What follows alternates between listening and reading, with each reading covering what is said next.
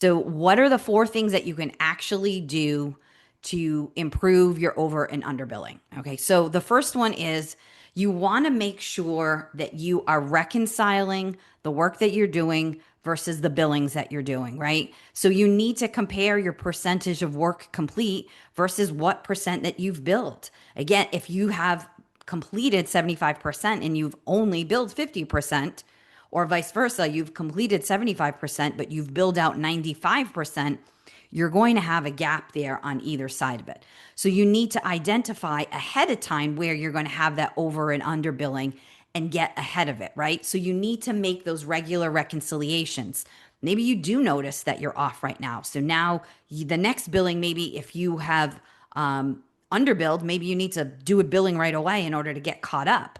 Or you may realize that I've got to wait a little while before I can do one more billing because I've just overbilled too far in advance. So again, you want to reconcile in advance, and it's going to help you prevent surprises at the end of the day. There's nothing worse than finding out when you get to close to the close of a project that you don't have anything left to bill, especially if there is an expectation of cash that you're going to need to finish paying expenses on that project. So tip number two, you have to use a clear job costing system.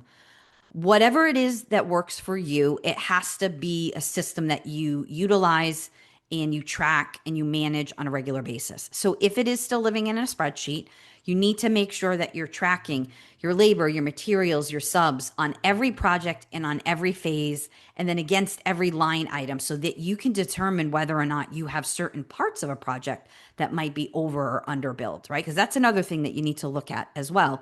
So does it live on a spreadsheet? And that's fine that if it does. If it doesn't, if it lives in a software, many of our clients are using software products. There are tons of them out there. Make sure you are utilizing the product to its capacity, tracking all of your expenses that are on those projects. And again, matching them up against the budgeted line items that you have so that you can see how far you are into a project to determine how complete it is and how far out that you can bill. You need to make sure you tie those actual costs to the progress bill. Again, not, oh, we're 75% in, but we've billed out 95%. Again, that's not tying it. You should really be, if you're at 75%, you should be ready to bill out at 75%, not at 50% or 95%. So accurate job costing is foundational to over and under billing. And as with anything else, is going to be foundational to your cash flow, right?